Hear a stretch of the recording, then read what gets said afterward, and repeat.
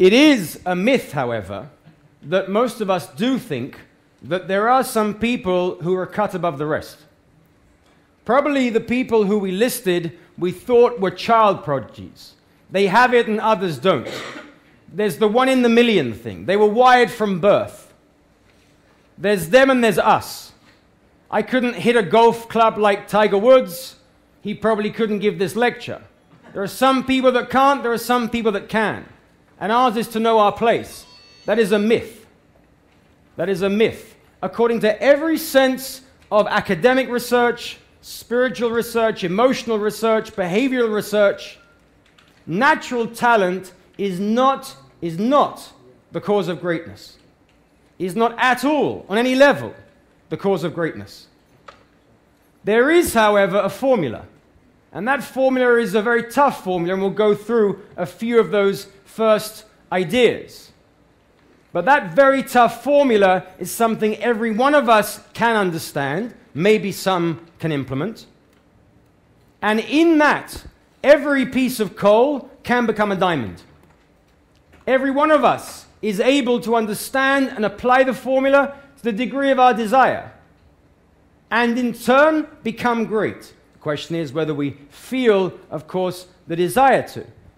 But game is open. And so normally what we do in these lectures, there's an acronym which I like to give just as a way to soundbite and for us to remember the points. So we came up with this one this week. This is the way that each one of us is going to remember the lecture. It's the way each one of us will feel superhuman in our business, an elitist performer in what we do, and it's the concept of POW. That is the acronym, POW, right? It has a kind of onomatopoeia to it too. POW, okay? Now, you've heard of a pie chart in business, yes or no? Yes. This is our POW chart. This is going to tell us and show us exactly why some people are great and how we can see pitfalls that create our lack of greatness and how those can change.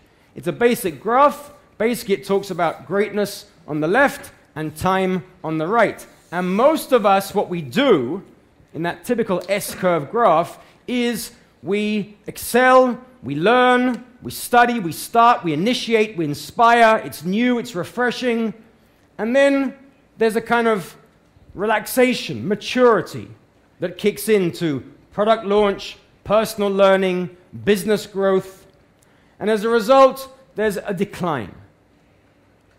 And the question is, what allows that growth to continue? Because most of us will be in that unseen gray line, which won't show up on the screen, but where it says normal.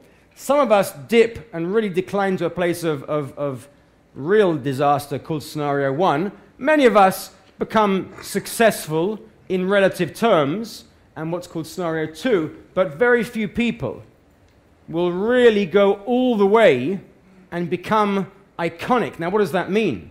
It means that in our own life we have the potential, both internally, to be fulfilled, to be balanced, to be excellent, to be inspiring, to be people whose generation is affected, to be able to influence society, to be remembered 3, 4, 5 generations down the line, as opposed to us who probably mostly can't remember our grandparents or great-grandparents or great-great-grandparents. What is our stamp on life? What have we achieved?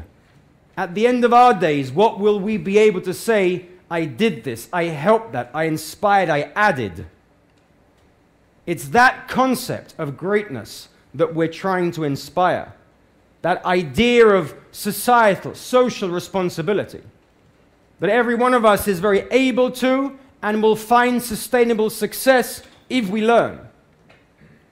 So in the first of our 3 lessons, we're going to study the P, right? The P of POW. Okay? The P of POW. Now,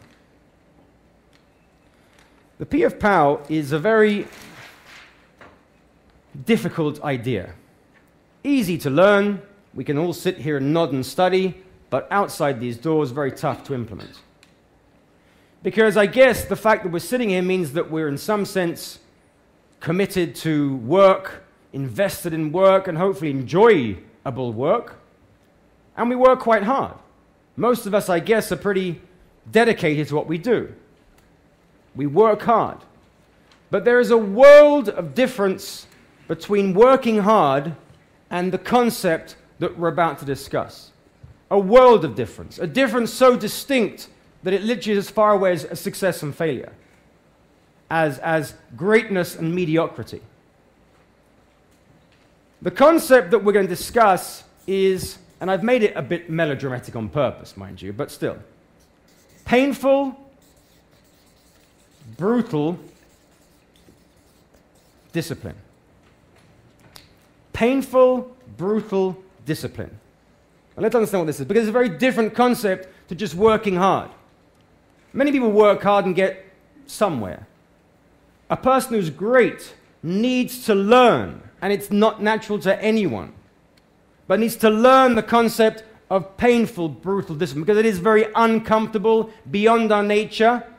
But the nature of someone who is great is someone who's constantly thinking how to improve themselves, how to practice what they do to become better at what they do. It's a never ending. There are no Sundays off. Tiger Woods was swinging a golf club since he was 1.5. It's not a God-given talent. He was swinging since 1.5. He's maybe not a life example, but he's a golf example. Michael Jordan, one of the most world-famous basketball players, was thrown off his high school team. He wasn't good enough.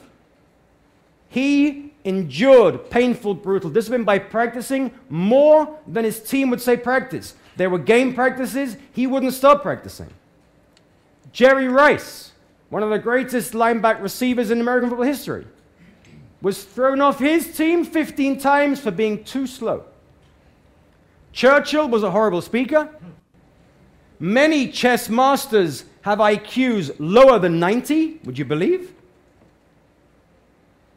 Warren Buffett spends hours every single day analyzing, working through financial analysis and statements. If we want it all, we have to earn it all. And nothing else is fulfilling. But that is the difference between a person who's working hard and is brutally disciplined. And the context is, if we're playing golf, you cannot just say, I'm going to go practice a few hundred balls on the driving range today. That's working hard. But it's not what will make you great. The concept of greatness is where we're so disciplined to say, my 8-iron, I'll hit 400 balls, and 80% of them will be within a 20-yard radius of the pin. And in an objective, I'll get feedback, I'll analyze, I'll review, I'll adjust, and I'll repeat.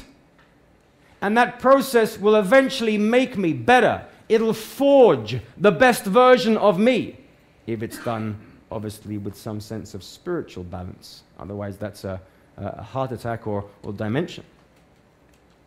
But the concept of brutal discipline is a painfully different idea and a different world to just working hard.